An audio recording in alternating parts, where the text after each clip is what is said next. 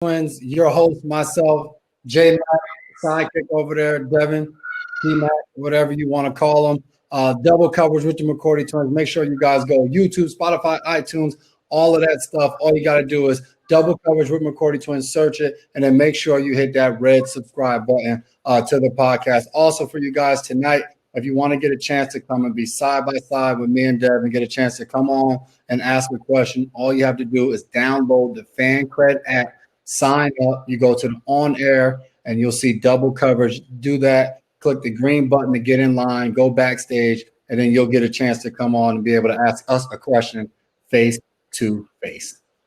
So let's jump right into it. We've obviously been getting a ton of comments and people asking questions about the Deshaun Jackson quote or post, whatever you want to call it. I think it goes without saying we both totally disagree with that quote of talking about Hitler. And I thought what was awesome was watching my teammate, and I got a chance to talk to him, Julian Edelman. I thought he did an awesome job of, for one, understanding that no matter what the situation is, hate is not something we want in our country and our world. And really struck up a great deal with Deshaun Jackson, giving each other a chance to educate themselves.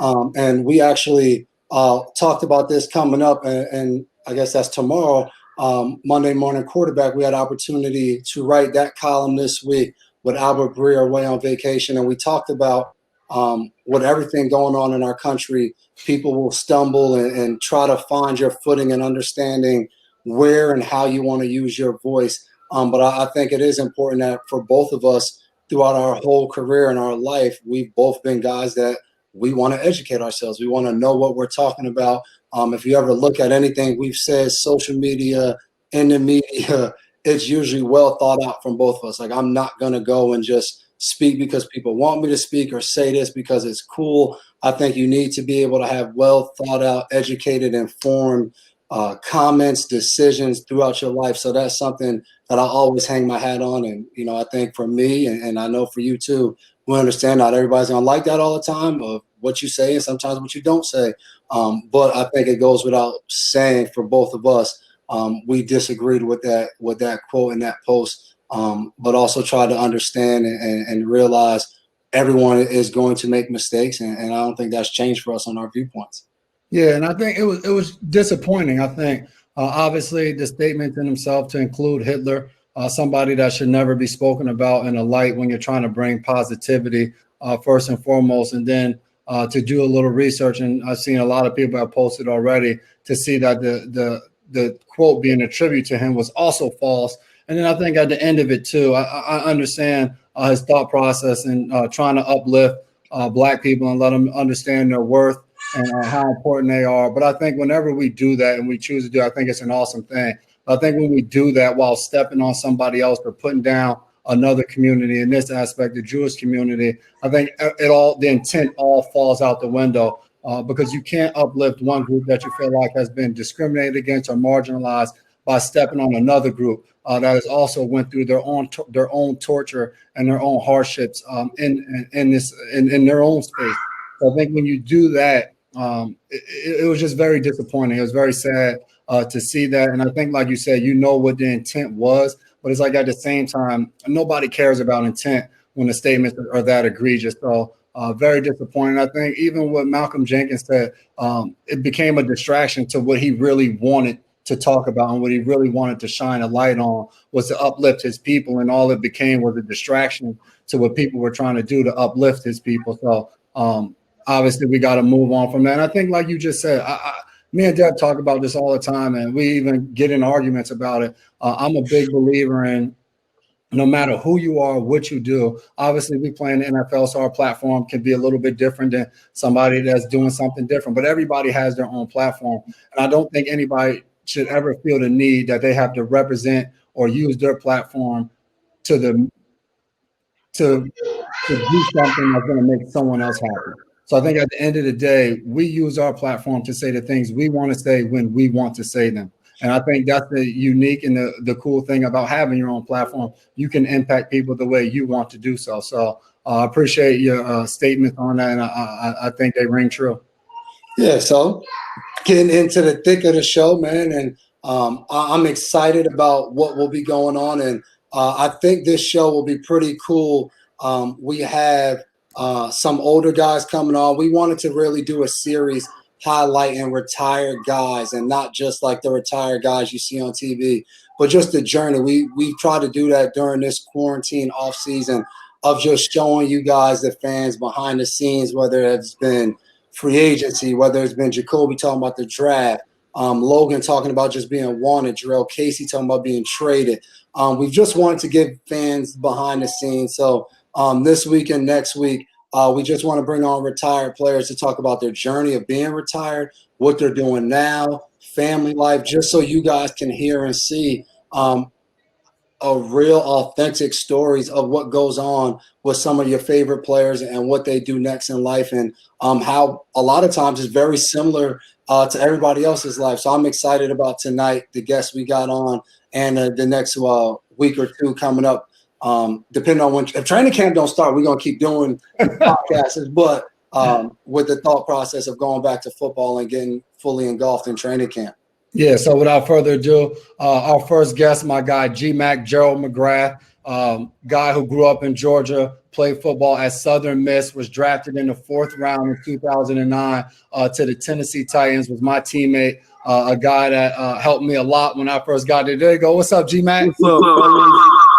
How you doing, man? Good. He got the whistle on, so that means we already know you coaching nowadays. You know.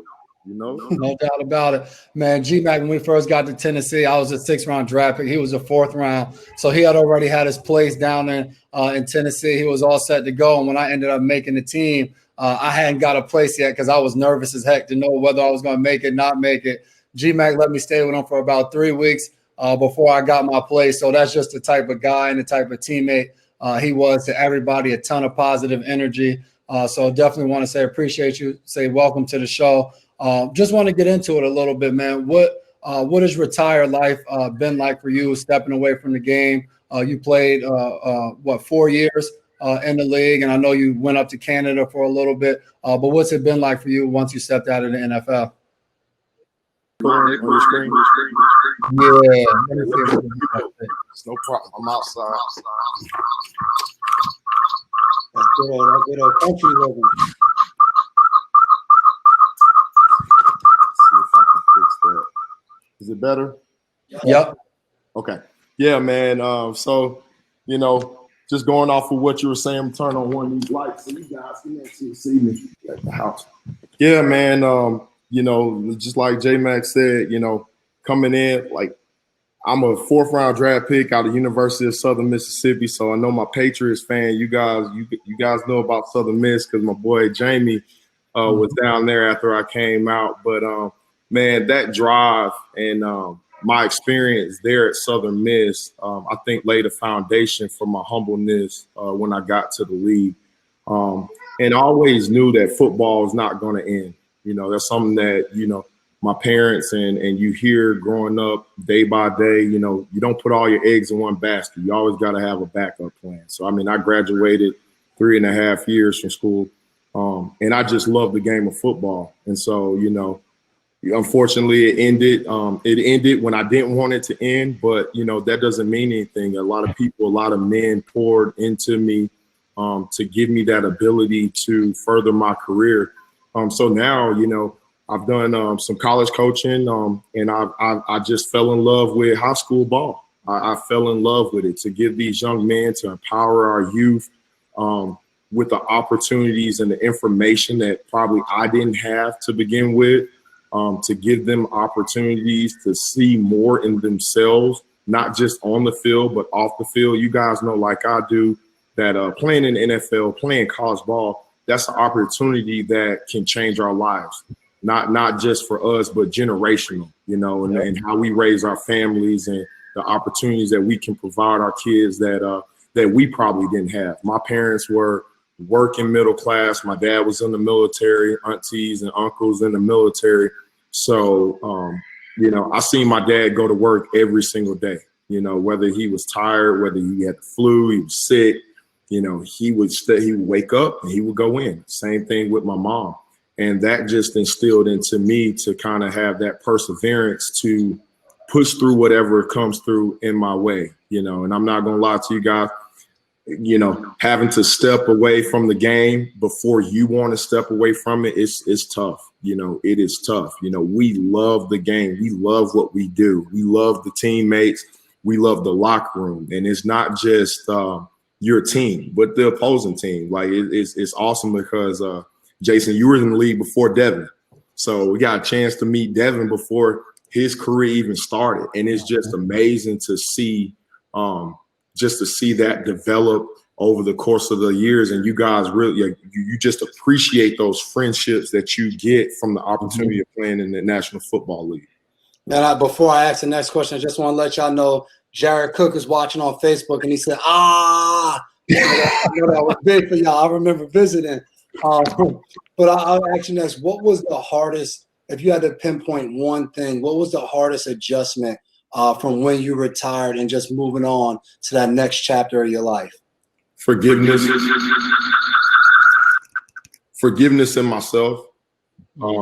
And when I say forgiveness, and this is, some of this piece is going to be a lot for retired players, guys who careers come to the end, whether it be your high school career, whether it be your college career, or anything of that nature. One of the things that we are taught as men and as athletes is you don't want to live life with regrets. You know what I mean? You don't want to live with regrets. And I think one of the best things that make a lot of us successful, or the reason that we got to that point in our lives to be able to play on the national football level, is that we saw weaknesses, or we saw things where we could grow, and we didn't avoid those. We took those head on.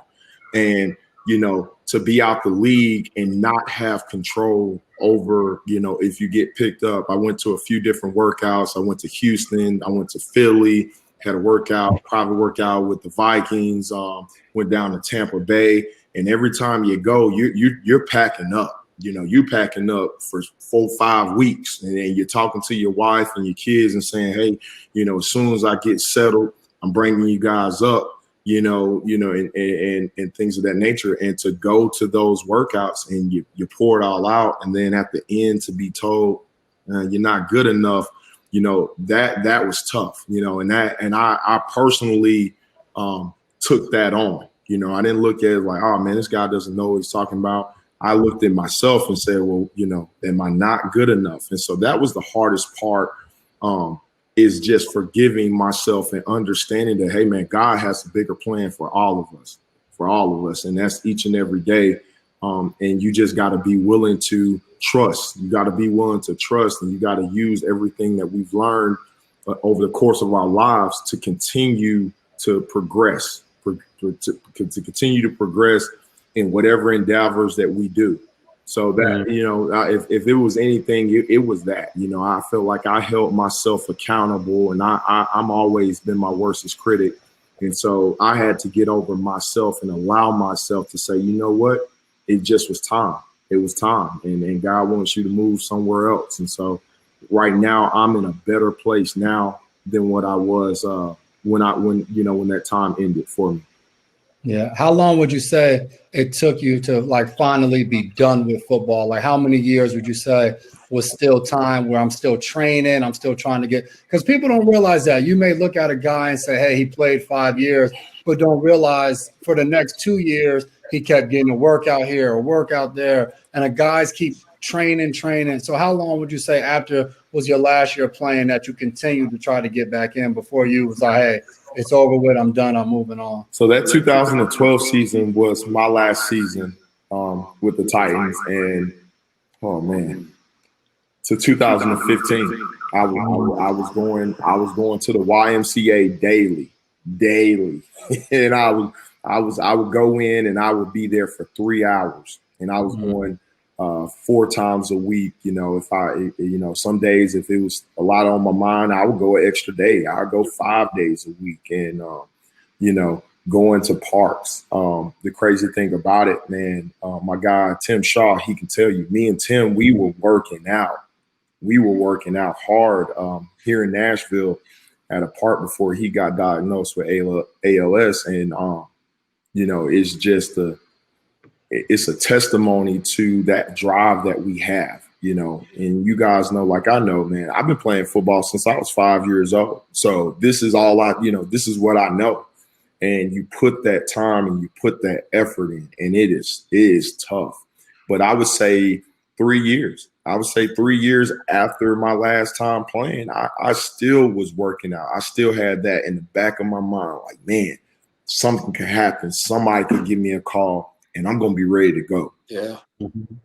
And so now, like you said, from 2012 till now, what has been the biggest, I guess, lesson learned in retirement? Like you said, in 2012, you were still trying to get into it for the next 3 years. And then now you say you feel like you're in a better place and you're moving forward and you're content with what your career was. And now you're focused, like you said, coaching and moving forward. What did you learn in these past 8 years that has gotten you to a point where you feel like, all right, I'm good and I'm moving forward? That I don't have all the answers, and that I'm not in control of my life and where it goes. And that being said, like, you know, I've always been a spiritual guy, you know, from day one. And if you play in the National Football League and you at a training camp, you're gonna be spiritual. You guys know. So to understand that I don't have control over my life, but I do have control over the output that I give every single day, to the effort that I put in it, to the people that I talk to, you know, whether it be kids, whether it be coaching, whether it be, you know, my family. I have control over my attitude and over how I carry myself. And that was powerful, because with that being said, yeah, I might not be in the National Football League, but I try to continue to grow every single day and try to learn something new, you know, and not to be at that place to say, you know what, I've done it all and I'm good. You know, one of the things that I've always said is I rather show a sign of decrease in my life than be complacent. Because when you get complacent, you don't have that opportunity to grow. You don't, because you're going to be okay with where you are. If you have that decline, you know, as athletes, like I said, like, we're going to see that, like, okay, hey, I'm taking steps back. You know, let me reevaluate where I'm at. What do I need to do to get back to where I was, and even better than that? So just understanding that, hey, man, I don't have control over what happens, but I do have control over how I handle that adversity on the day-to-day basis. Man, that's awesome, man. I think even how you hit earlier, getting into coaching, with everything going on, you know, in the world, in our country, whether it's COVID now, all the racial tension in our country, how do you coach these kids up and prepare them? Because you talked about it, not just for football, but as they're in school, and whether it's a racial slur or someone's barking at the president and not thinking he's right. Like, how do you kind of try to influence and guide these kids as they're going through their own struggles at that, you know, that really in between age of being an adult and still being a kid? What's some things that you tell them to try to guide them along the way? I try to stay vulnerable with my kids. I try to stay vulnerable, and I try to be myself. I try to be myself, and when I say that is, we can group things how we want. We can group things black, white, you know, other colors. But at the end of the day, I try to take it case by case. Everybody is their own person. And if you give everybody that opportunity to show you what they're really about, that can change. That can change the narrative. So when I stuck with my kids, regardless of the color, regardless of their background, social status, economic status, I treat all my kids the same way, and I treat them all with respect. And I remain vulnerable with my kids in allowing them to understand, okay, hey, I've made these mistakes. You know, these are some things that I've done, and these are the reasons why, you know, I'm on you this way, or this is what I see in you. These are the opportunities that I see in you that you may not see in yourself. And at the end of the day, you just hope that they'll come out. And when they get to that point in their lives to where they recognize, like, hey, man, God has a bigger role for me, and they look back around the people that they've been in contact with, they can decipher the good people from the negative people, and they can decipher who meant them well and who was not on their side. And if you take that type of approach, then we'll eliminate that color, that barrier. We'll eliminate it altogether, because now we're going case by case, person by person. You're giving that opportunity for somebody to show you their character, integrity, if they're accountable, if they're respectable, all of that. And so I try to take that mindset to all my kids, and I am purposely trying to treat everyone the exact same way. I don't, I was talking, it's crazy you guys asked me that. I was talking to one of my seniors today, and I was telling him, like, what leadership to me looks like, and I'm sharing some of my stories about, when I'm at Southern Miss, and nobody's giving us a chance a day. And in order for me to get that recognition, I had to bust my butt every single day. And I knew that at the end of the day, I needed the guys beside me. And so if I wanted to be a great leader, I couldn't yell at the guys. I had to motivate those guys. I had to pick those guys up. I had to tell those guys, hey, man, I appreciate what you're doing. Hey, man, come on along with me. I got your back. And, I would hope that at the end of the day, guys that I play with would recognize that and understand, what type of teammate that I was. And so, I'm trying to instill that in my kids that I coach on a day-to-day basis.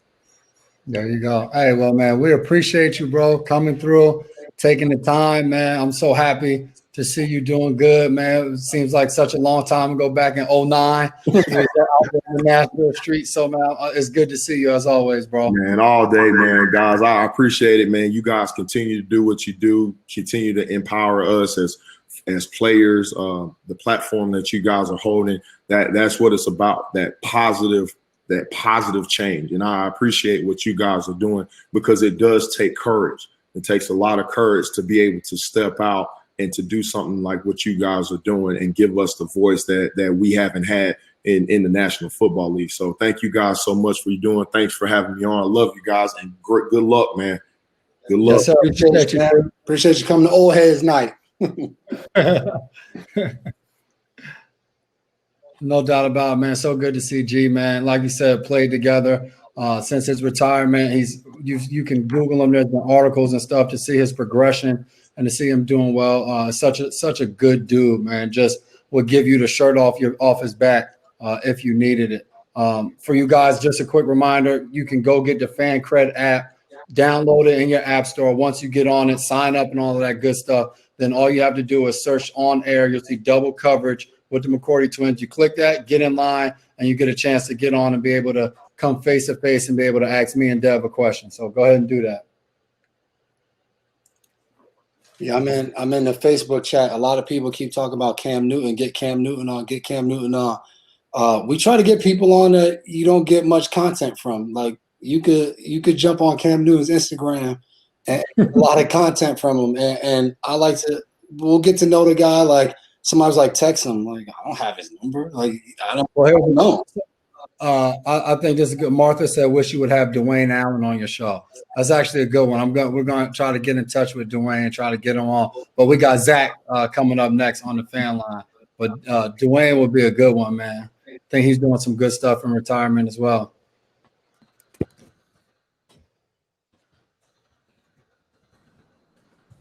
What's up? How you guys doing tonight? Oh, we're coming live from the pool. Okay. What's up, Zach? What's up? How you doing? Doing good. So today I wanted to know, when you guys were kind of transitioning from college to the NFL, did you have like a welcome to the big leagues moment? You got one off the top there? Mine was my first play in the NFL. We played Cincinnati, and it's back when they had T.O. and Chad Johnson. First play of the game, they run a fade route to T.O. And you always hear when you're the rookie corner out there, like, they're going to attack you. They're going to attack you. All preseason they said that, but like in the preseason, no one game plan. So like it didn't really happen. And first play of my career, T.O. runs a 40 to 50-yard bomb, and I just break it up. And that was my like, all right, like you in the NFL now, like you better get ready for a long season of people coming at you. So I always tell people I was happy I broke that pass up, because if not, that probably would have been a pretty bad career. I probably wouldn't still be in the NFL if your first play is T.O. catching the ball on top of your head. I would say for me, it was just being there. I remember my first ever game was on the road versus Pittsburgh. I think it was a Sunday night game. The Titans was coming off that 13-3 record, and just going out there. I was on mostly special teams, going out there on kickoff, and I remember being in the huddle, just looking up in the stands, and like that realization, like, dang, I'm actually in the NFL. That was, I would say, would be my welcome to the league moment of just not even being able to believe, like, wow, I'm actually out here living out my dreams. So that would be my moment. Awesome. Thank you, guys. Appreciate you, man. Enjoy your swim. Yep. Happy 200th episode. Yes, sir. I didn't know that. Did you know that? It was 50. He dated us a little bit. We 50 though. That's what happens when you get old. There you go. Matthew Bev, Super Bowl 51. What were your thoughts going into halftime, being down big? Just thinking, can we come back? You just try to continue to just chip it away, small bites, and I think that's what you have to do. Especially, we kept telling each other it's a long game. We'll see. And then I think for a lot of us, it was like, all right, man, if this is it, like, let's continue to play with some pride and respect. Like, let's not sit here and just continue to get blown out. And I think then that turned into, all right, we got a couple good plays. All right, let's put this play again. And next thing you know, you're back in the game. And then it's like, all right, let's just continue to execute and find a way to win. And when you look up, you win, you know. But it was an interesting game of just a lot of back and forth. So obviously one of the most up and down, high emotional games I've ever played in. But yeah, I was ready to overall. I was ready to give up on y'all. I was just like, man, what are we doing here? Dev, Ellen asked, what was your rookie year out? What was your rookie year injury or anything that you went through? My rookie year, I fractured my ribs. Okay. Against Chicago. And then sat out for 2 practices, came back on Friday. And then we played Green Bay on Sunday Night Football. And I got my first sack with a hairline. It was only a hairline fracture, though, in my rib. It wasn't like the big boy fractures. It was small. Well, I know Ellen's asking that because I know she helped put you together. So we got Ben coming up next on the fan line. You got you some wine over there? You didn't see me just drinking it? Try not to look at you. What's up? How you doing, man? Good. How are you guys doing? Doing well. All right. So my first question for you guys is, what were you guys' reactions to the Patrick Mahomes deal, the extension, the 10-year, $503 million extension? What do you guys think about it? Man, I guess we didn't address that. Man, I was excited. I think whenever you see somebody get paid like that, it's big for the entire league. I mean, he signed the richest contract in sports history. His dad's a baseball player, and he got him some baseball money. So probably need to shoot him a DM, start following him on IG, and see if we can become friends because he's going to be getting paid a lot of money for a long time. Yeah, man, I think it's awesome, you know, and I think what happens in our business too is as soon as he signed the deal, it was like everybody was like, oh, let me find out what's wrong with this deal. And I just think it's awesome to see, you know, to not only sign a big deal like that, but really change the structure and the mentality of what guys will do in the future. Like some future quarterbacks might not like that, or they might fall in love with signing a long deal like that. But just to see his thought process, and I think Brady's career had a lot to do with guys understanding now of like, how can I sign a great deal, but also give the team a lot of flexibility to be a good team and win championships. And it seems like he thought about that. So it'll be interesting. You know, a lot of years will go by and I'll be at home watching and I'll be telling stories of how I played against this guy, Pat Mahomes, when he was young.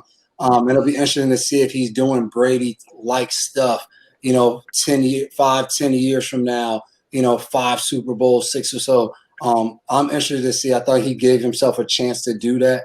And we'll have to see how it all works out.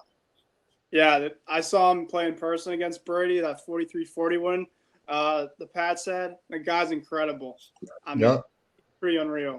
If you're going to give anybody a 10-year deal, he would be the guy. And then my second question is, if you had to play any other position besides your position you're playing right now on the field, what position would you guys be? That's easy. Backup quarterback. When you want to figure it out why, just go and Google contracts for whoever your favorite backup quarterback is over their career. These guys play 10 plus years, make probably $20 million, and you never have to play. You're just hanging out on the bench, chewing sunflower seeds. You're probably the smartest guy on the team. You know the entire offense. Get you a few preseason games. Hopefully the starter stays healthy. You walk away from the game 12 years later, fully healthy, with a lot of money in your bank account. So if I had to do it, I'm going that backup quarterback route. That's part of the difference between us. I'm going to play this. I'm going to be Tom Brady. I want to be the starting quarterback.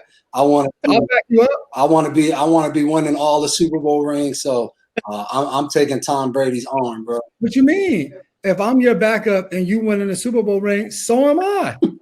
I'm getting the defense ready.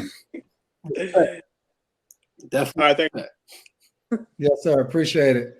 Deb Nadine asks, do we ever argue? All the time.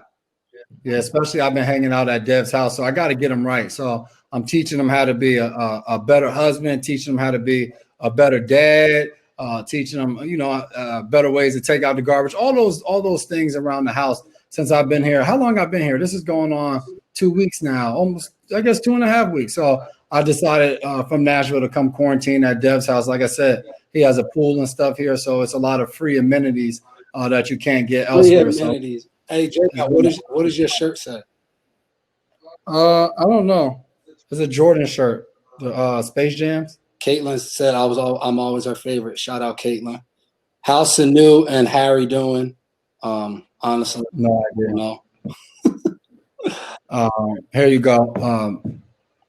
Do you think a dynasty is possible when one player is taking such a huge chunk of a salary in the salary cap era? Obviously, this is relation to Pat Mahomes. I think Dev just kind of answered that. From what everybody's saying, the way it was structured, his cap hits aren't actually that bad. I think his cap hit coming up this year is extreme. I think it's like $5 million. Yeah, it's extremely low. So I think they tried to structure his deal in a way to do so. But I always say it's not a player's job to make sure the cap works out to build a team. That's why there's management and people that get paid a lot of money to learn how to maneuver the cap and build a team so that you can win. As a player, once I play well and I've earned my contract, I want my money. I'm not the GM. I'm not the salary cap guy. So to me, it's not a player's responsibility to figure out how a cap situation works. But I do think there are players that do a really good job of, hey, the money's there and we're figuring out ways to finesse it and massage the cap so that we can make sure we get the guys that we need on the team to continue to build a winning team. I agree with you. And we'll see how it all plays out. I think that's the thing that's great about football. Everyone will have a bunch of opinions, but we won't know until it all plays out. So we'll see how his contract works out. Right now, that team is stacked. So it'll kind of work out. It'll work itself out. So we'll see exactly how it goes. Yeah, exactly. And I think, their team this year is already set with whatever they had coming up. So, but we got our next guest on. We got our guy Marcus coming up. I'm sorry, next on the fan line. Let's bring Marcus on while we're trying to get our next guest all settled up. Let's get Marcus on. My man Marcus. What's up, you guys? What's going What's on? up, man? What's up, man? How you doing? Good. My girlfriend wants to say hi to you guys. Annie. You heard that? Yeah. Yeah. How you doing? That's my girlfriend, Annie. Yeah. Hey, Annie. Okay, so I did have a question for you guys. How do you feel about playing since only 2 games in the preseason? Because it was cut down during this whole COVID-19. So how do you feel about that? Go ahead, Jay. Oh, yeah. I would say I feel like it's something that Corona has forced all of us to make adjustments. And I think that's going to be part of an adjustment as a league we're going to have to make. And to me, that's assuming that we're actually able to play those 2 preseason games. So I think we're going to have to do some things. We haven't played football in so long. We're going to probably need a longer period of time to get acclimated and just practicing with ourselves before we go against anybody. So I see a lot of positives from having those two preseason games, but I also see positives to not having them. But I think right now the most important thing is just trying to get to camp and get things going. Yes, and also about those Chiefs, they can never be a dynasty like the Patriots are, because come on, the Patriots are the dynasty. I mean, come on. There you Oh, go. Tobias, there you go. My man Marcus says there will be no dynasty. It doesn't matter about Mahomes' contract. Coming from Marcus. Exactly. So it's totally disgusting about hearing about that, and also I just think that it's just ridiculous, because I just think that the only team to build a dynasty it's always been the Patriots, because also it's just that this whole dynasty talk towards that team is just nonsense, total nonsense. But that Chiefs team, since the Patriots are the number one and only, I repeat, only the Patriots number one dynasty, there can never be another dynasty like the Patriots. There you go. Yes. We'll leave it right there, like you said it. Marcus said Patriots only dynasty that matters. Exactly, yo. So, do you also know my birthday is also the same birthday as Robert Kraft? That's what day is that? June what? 5th, June 5th. June 5th. Okay, there we go. So I think that's it. Oh, especially, I do want to give a huge shout out to DPN Sports Talk, Ray Rout, and a shout out to Connor Commentary. And then I think that's it. There we go. Good to see you, man. I just appreciate. Thank you so much for giving her that shout out from the last one. I totally send that to her. And you guys are awesome. And I'm repping the greatest all the time. The GOAT. The GOAT. There we go. Appreciate you, man. Classic now, man. My guy Marcus came through with a shout out. Martha said, "Do you know when you have to be at camp?" We do not. We have not got any letters for report dates. Just to give you like a understanding of that, usually when we leave the facility from mandatory mini camp, that would be which is usually in the middle of June. we We break. already got a letter with what day you have to be back. So it just goes to show everything going on in the communication between the PA and the NFL of trying to get everything to work out. I think that's what's kind of been the holdup of having a report date. Yeah, so it'll be interesting. I'm assuming, but at the same time, if a letter is sent out and there's a report date, then at that time, guys will be heading to camp or choosing, I'm not playing, one or the other. So this whole thing is very confusing. There's a lot of things like swirling about, like guys opting in, guys opting out. Somebody asked if guys don't play, will the contract just get bumped to next year? Those are questions that guys are asking that there aren't answers to yet. So when you ask if a guy's going to opt in or opt out, there's no option in your contract. As of right now, there is no opting in, opting out. That doesn't exist. So right now, the only thing that I can guarantee you is that there are a lot of questions and not a lot of answers. So you'll hear that from every guy. There's been a ton of calls, and each call, maybe one or two things get answered, but there's 100 more where guys are still trying to figure it out. I'm hoping that changes this week. So we'll have to really see exactly how that goes. But it seems like there has been some type of movement. I guess it hasn't seemed like it, but movement has to be coming because this is getting too close. No, that's very true. That's very true. Ellen asks, who plays the harder position, D-Mac or J-Mac? That's easy. I definitely play the harder position, and I'm not going to let Deb respond to that because Marquise is ready, and we're getting ready to bring our next guest on. Deb plays safety, and it's an easy position. He just talks. All right, man, let me give my guy a proper intro. We got my man Marquise Cole, grew up in Chicago, went to Northwestern for college. So, I mean, he's supposed to be a smart guy. We can go to Northwestern. Signed with Oakland, undrafted free agent in 2007, was waived by Oakland, signed in Tennessee, practice squads in between there, signed in New Orleans, and then finally Rex Ryan and the Jets signed him. So all you Patriots fans that are watching, Keith loves Rex Ryan. So he signed him in 2009, and he should love him because there he became a player, special teams killer. And then in 2012, he signed with the Patriots, where we became friends. I used to have to block him up and lock him up on the Jets, and then he came to our team, taught him how to be great, and then and made a trip to the Super Bowl in 2013. And now is retired and currently living in sunny Arizona. As you can see, it's still daytime over there. He's living a good life. Welcome to the man. I got that T-shirt. It's a good T-shirt. Appreciate it. Yeah, it's true. Appreciate it. What's up, J-Rock? My dog. What's up, man? How you doing, man? So we'll get right into it. Since leaving the game, how's life been? What you been up to? What you been doing? What's it been like? Shit. Oh, wait. First, before I start, how can I talk on here? However you want, man. All right, cool. I've got to be respectful. But life it's just take it day by day. You know what I'm saying?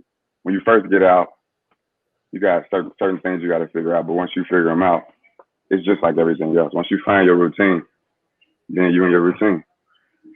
No doubt. When you say that, like, just had to figure things out, like, how was that? Like, I know for you, like, I know you personally, obviously, so married, kids.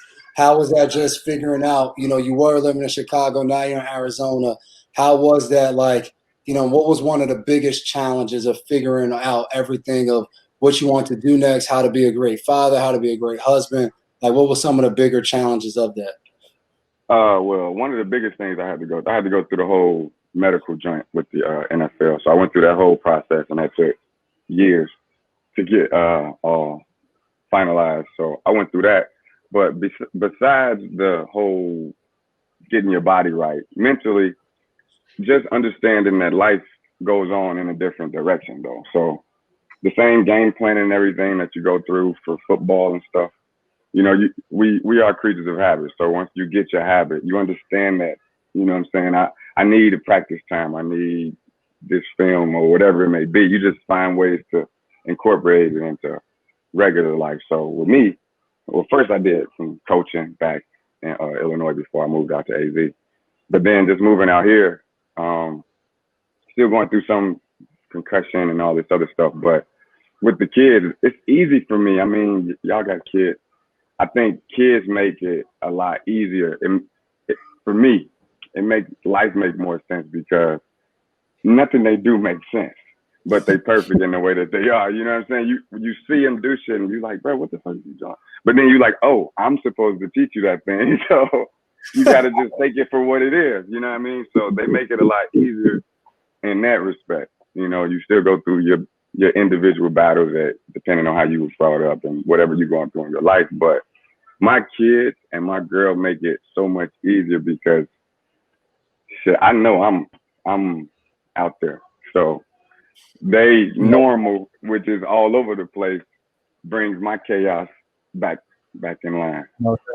Now, you mentioned going through kind of the whole medical stuff with the NFL, not to get in your business or to go into too many details, but a lot of people don't know what any of that means. So what's it like because we always talk about how physical and how brutal our game is. When you walk away, what's that like going through that process and figuring out like, hey, am I good? Do I need this? Do I need that?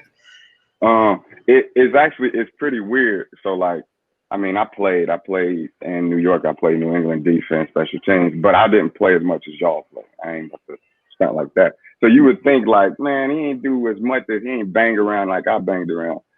You got me? Well, nah, that ain't true. So I start going through the medical stuff, and at first you just go and see about the different benefits they got, line of duty stuff, just to get your body checked out. So the things that I think are normal, my back hurt a little bit, my shoulder, my knee, just regular stuff. And then you start going to get x-rays and MRIs, and they like, nah, bro, that ain't, your neck ain't supposed to be like that. Your shoulder ain't supposed to be like that. You know what I'm saying? So shit, all that, what I think is regular ended up being a whole bunch of stuff, I had to deal with. So flying is different now with the new CBA, but shit, I had to fly. Man, I was in California, I was in DC, Florida. They had me flying all over the place to see different doctors just to get MRIs over here, so he can tell me I'm fucked up. And then, but I'm kind of good. I'm fucked up, but I'm kind of good. So he can send me to the next doctor to tell me I'm fucked up, but I'm kind of good. And they just send you all around. So I did that for, like I said, it was probably about, I don't know, longest time, damn near 2 years. And I think people understand that they always are like, man, you guys got the great health insurance benefits. And it's, man, hell no. It's like my mom collected disability. You got to jump through hula hoops, on fire sometimes. Like you just said, hey, go see this doctor. They hoping that you miss your flight. Oh, you didn't see that doctor? Oh, all right, we can't get it for you. So hoping that you miss it. I mean, I got stories and stories. I ain't gonna take all your time, but yeah, it's crazy. The medical stuff, it gets weird in the medical world. And you see how, like, the things that, like, I would play in the game with, like, oh no, you good. When I was in New York, bro, because I wanted to make the team, I had hurt my shoulder in OTAs and everything, but I'm like, shit, I wish I would say something. This is my opportunity. I played the whole season. We go into the playoffs, and it was right before the last game. And I'm like, bruh, I just want to get an MRI. And to get an MRI, I had a torn rotator cuff. It had been torn all year. But it was my norm. I'm like, I got a little sting in my shoulder, but I'll ice it, stim it, I'll be good. But we go through our life thinking that's normal. Whereas regular civilian be ready to chop their motherfucking arm off for the same joint. So, you know what I'm saying? Our normal, once you go to not a regular, but civilian doctor, and not the one that's trying to get you back to play. They like, nah, man, you need surgery. I had so many surgeries set up, my back, shit going on with my back, my neck, my shoulders, that they was like ready to schedule. And I'm thinking, oh, I'm good, man, I'm straight. But they like, nah, man, people don't walk around like this. But it's the way we live our lives. Yeah. What is like one hobby I already know, but that you've been doing a ton of since you've been retired? I mean, I'll just go ahead and say, like, me and him and this other guy that we got coming on next, Marcus Forson, will be in a group chat, and we all got into listening to audiobooks. Well, me and Queese, Marcus still behind a little bit, but this dude would be like, I'm like, yeah, I was like, man, I think over the last year I read like 8 books, man, like, and this dude was like, yeah, man, I read like 43. I was like, what? And how's that been just reading? And I think something that we kind of took for granted as players, I think we all think like the world revolves around us when we're playing. Like, and it's true for a lot of years, you got people waiting on you in the facility. A lot of times our wives construct our whole off season and livelihood around what we do. How has it been just having time to sit back and read, go to your kids' games, just all of the hobbies and stuff you get to do now that you thoroughly enjoy? Nah, man, it's beautiful. It's beautiful because then you get to change your perspective of life. You know what I'm saying? So like you say, reading is like, so when I was going through some of my concussion shit, I'm talking to the dude and I'm like, look, bro, I don't need you to tell me I'm fucked up. I know what's going on. I just need you to tell me, let's say I was fucked up and you didn't want to let me know. What would you tell that person to do to like help combat whatever they got going on? And he was like, man, your brain's like a muscle. So like feed it, you know what I'm saying? Keep working that muscle out. So he was like, make sure you do like puzzles and read books and do like audio shit. So I'm like, bet. Because as long as you tell me it's something that I can do to help myself, shit, I'm going to do that thing. So after he said that, it was shit, my shit go through the roof. But so to sit back and read and understand, like I say, to change your perspective and perception of life and get it from not what they were told, how it was taught to you, but the way you teach it to yourself. It's cool, man, because then you get to talk to these little turds over here and shit, like people always ask me, because people see my son doing stuff or whatever. The coolest thing is I get to teach my kids like the way to think, not like what to think. I don't tell them how to think. I just teach them a way to think, like a free way of thinking. Of don't think responsibly, think originally. So we do the responsible thing. That's what fucks us up a lot. So I don't teach them about the responsible thing because that's going with the status quo a lot. So I teach them just do what you think is the right thing, because that's what we all do anyway. So shit, just being able to talk to them and be around them and teach them things that nobody would ever even came close to thinking about teaching me when I was younger. It's fucking cool. Wow, awesome. Regardless of all the fucked up shit I had to go through. Frank asked, Yo, what's up, fellas? Quish, you still got that ball from that alley-oop interception against the Dolphins that you and D-Mac had? Yeah, I do. It's in the basement. It's in the basement. I do got it. And I got to ask, who is the best athlete in the house right now? Not ever, but if you had to pick the best athlete in the house, my bad, Rebecca, but I don't think you too high on Nah. Is it She you at the bottom. or MJ? My daughter. Smoot? What? Yeah. Bro, I got videos of my daughter doing. She's in her hand. She do gymnastics. She in a handstand. She does 3 push-ups in a handstand, bro. How old is she? She's 6. Smooth Big, come here, baby. Oh, Come here real quick. So where your kids get the athleticism from? I don't know. Yeah, I'm about to say, because I know it's not you. Come say hi to Dale and J-Rock. Say what's up. Hey. Say hi. Say hi, chump. Don't look at me. Hello. Get the hell out of here. Get out of here. Go ahead. Go do your thing. Get your ass up out of here. Oh, Talk to me man, about the podcast. Nah.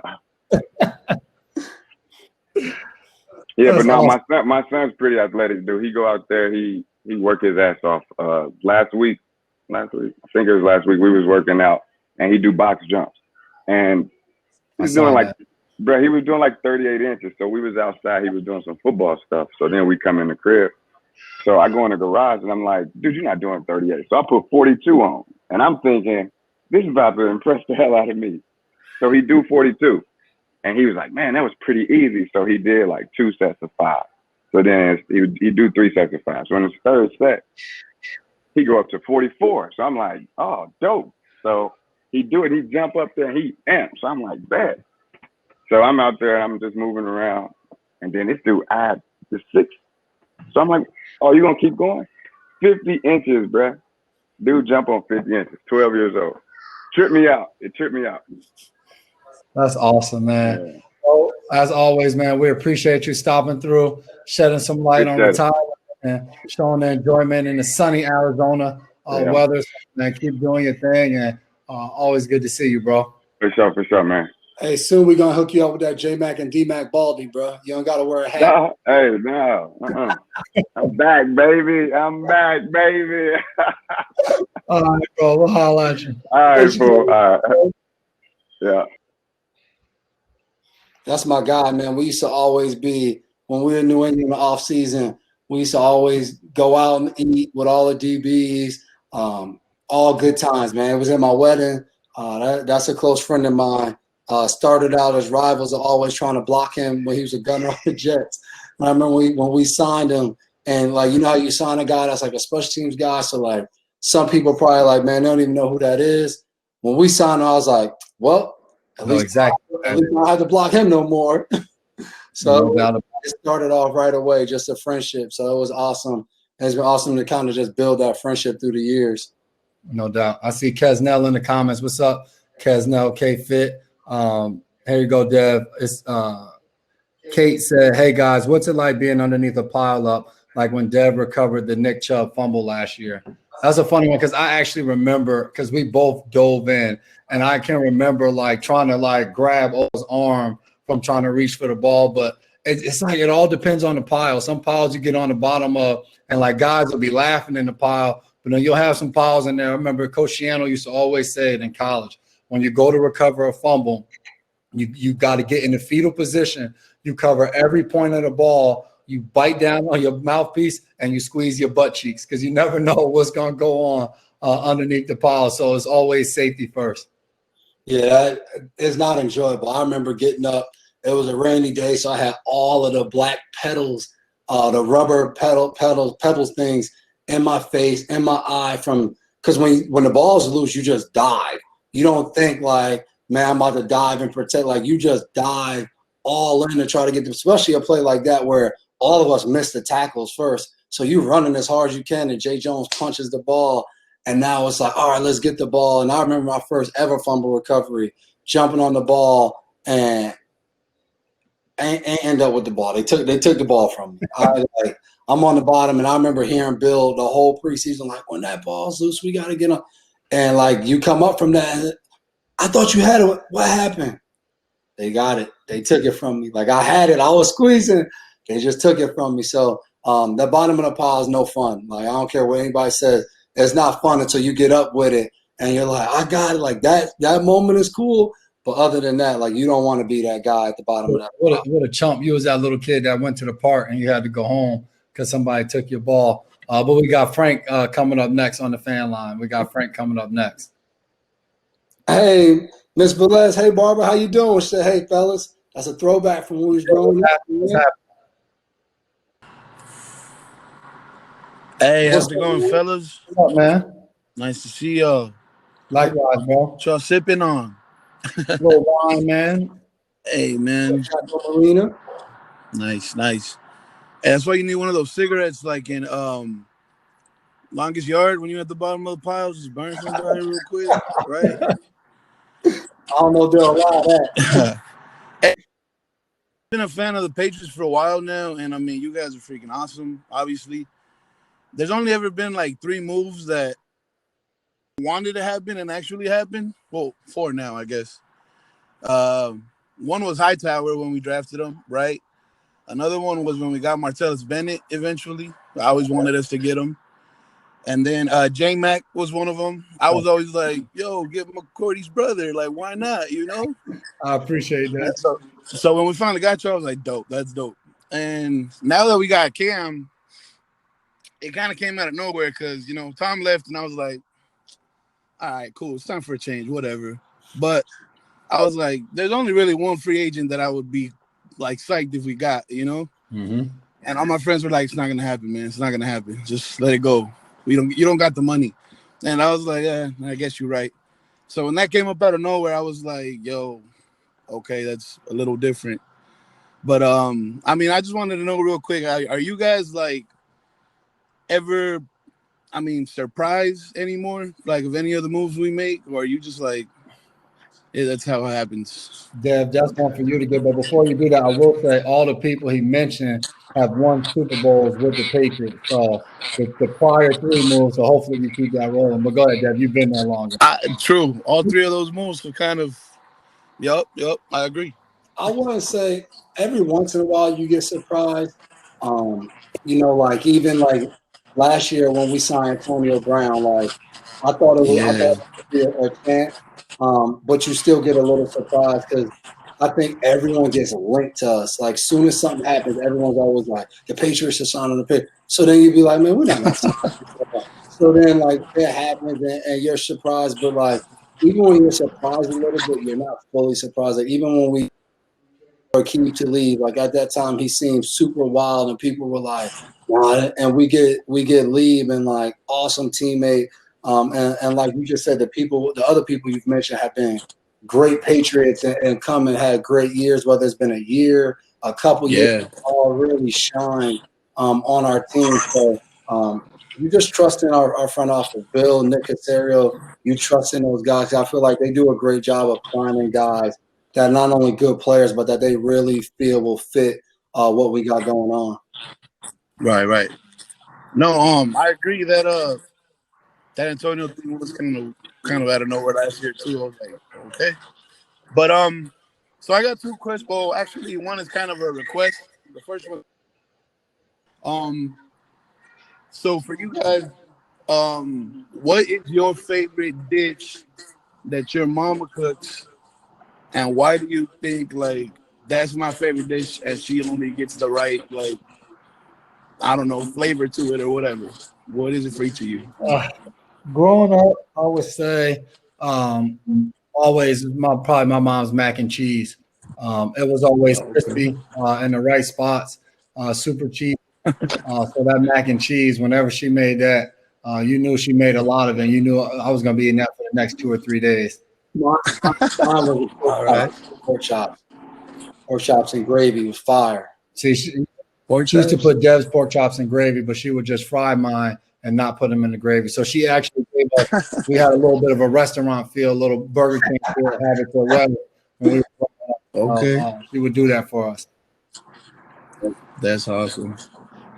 All right, man. Well, I'm gonna let you go after this. I just wanted to say, I know you guys probably haven't even, met him yet or whatever. So I'm hoping there's a season. If down the line, at any moment, you guys can tell Cam, hey, We had a guy on our podcast say rock the straight back cornrows this year. I know he's got the hairstyle that's awesome or whatever, but I need him on a mission this year. So I need the Kawhi Leonard. Okay. That's something we got to pass You on. know, I got to pass on. the classic ludicrous look. He got game. Okay, we're gonna pass. Hey, we're gonna pass Yes, that on, man. yes. I need him to look serious. I mean, I know he's got a real winter now, so the coats are gonna be epic. But I need that hair to be like, serious business. Hey, I love the sound of it, man. Hey, man, I hope you guys have a great year, man. Yes, sir. Appreciate you, man. Until next time. Yes, sir. Here we go. Got a good question. If you guys didn't make it to the NFL, what other sports you think would fit y'all, or would you make it in any other sport? Go ahead. I mean, basketball would fit me. Would I make it in basketball? That might be a reach. Maybe I'd be able to play professional somewhere. NBA would probably be a huge reach. But I like to believe that I'd be in the NBA. But I highly doubt it. Yeah, I highly doubt it too. But that would be my dream. I would just need to get a little bit taller. So I don't know how I would make that happen. A lot of prayer. But yeah, football was probably it from a sports standpoint. Nadine asks, Jay, are you fully recovered from your injury? Yep. Been fully recovered, out here working out with DMAC, getting it in, assuming that there will be a training camp at some point. So yeah, we'll be in there working out tomorrow, 7 a.m. So Nadine, that's why we use just one glass of wine, no crazy pour. Got to lock in. One glass though is good for the heart. So no doubt about it. No doubt about it. Yeah, I think my man Forsen, I don't know. I think he might be all messed up, and we already at 9 o'clock, so we might have to catch him next week. Yeah, we might have to catch him next week, man. No doubt. Do you have anything to leave the people with? I do have something to leave the people with. I was actually, you know me, I'll be in here writing it down. Let me see. Oh, here we go. I was about to say, you come prepared, man. Yeah, man. One of the things I think that I want to pass on to people is just take time to be with yourself, to be alone with yourself. It's a great time. Call it prayer, call it meditate, call it self-reflection, whatever you want to call it. I think just at some point in the day, daily, whether, for me, it's the first thing in the morning when I wake up, just take time to just be yourself. Be comfortable and thinking about things, or how you want to execute your day, your week, your months. Just have a good time doing that. And then second, as I'm on self, also have a good time with friends. I guess that was the other day, Jason and myself got to get up with some of our friends dating back to middle school and high school, and just spending hours of just talking about positives, negatives, our journeys, our growth, our sad times, our happy times. Just take time to really invest in each other and your good friendships, and enjoy those moments. So that's what I would pass on today. And I think at the end of the day, as long as you wake up and you say, "Mama, we made it," you're doing all right. Can't leave out on a better note than that. So appreciate you guys for tuning in to another episode of Double Coverage. As you guys know, YouTube, iTunes, Spotify, go out there. Make sure Double Coverage with the McCourty Twins. Make sure you hit that subscribe button. And for next week, make sure you guys go get that fan credit app and get a chance to come on side by side with Devin and myself and be able to ask us a question. So enjoy you guys' week. Hopefully there's an update on the season. If not, we'll see you here next week and we'll be discussing it. See you later.